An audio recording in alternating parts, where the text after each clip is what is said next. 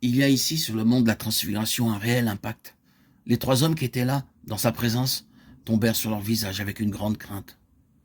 Le Seigneur Jésus, s'approchant et posant sa main sur eux, leur dit « Levez-vous, n'ayez pas peur ». Matthieu 17, 7.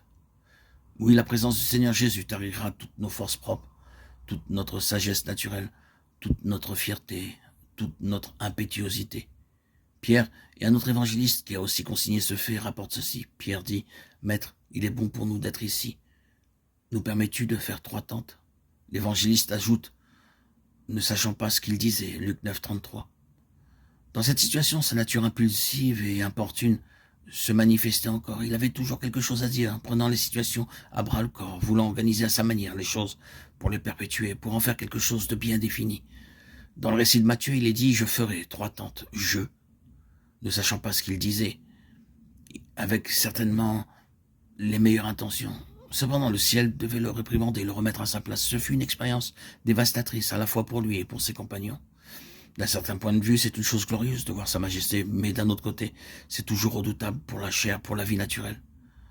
Nous ne pouvons pas nous l'approprier et en prendre quelques éléments pour notre plaisir ou pour notre satisfaction. Cette chose a un impact, cela se constate, et c'est ce qui pose un problème.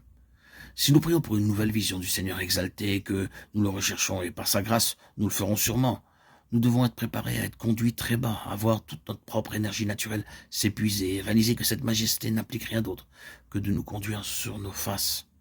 Et c'est la bonne attitude à adopter quand le Seigneur est devant nous. C'était une chose immense, quand Étienne vit son Seigneur dans la majesté, dans la gloire, le saisissant à travers l'épreuve terrible du martyre, du brisement et de la mort, avec toute cette haine et cette malice qui se déversaient sur lui, de la part de tous ceux qui, en grinçant des dents, se précipitaient sur lui. C'était une expérience glorieuse pour Étienne de voir le Seigneur dans la gloire, mais c'était terriblement dévastateur, du moins pour l'homme. Plus que cela, nous pourrions dire que c'était dévastateur pour toute cette nation, car à cause de ce qu'ils étaient en train de perpétrer, ils confirmaient ce qu'ils avaient fait à l'homme qui était dans la gloire.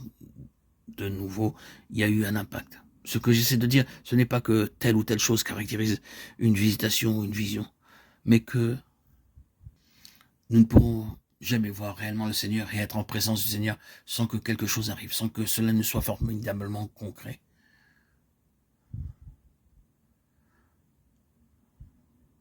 Saül de Tarse vit le Seigneur glorifié. Personne ne discutera qu'il y a eu un impact. En lui, en cette occasion, Jean vit le Seigneur quand il était à Patmos. Il vit son Seigneur glorifié et il tomba sur le sol.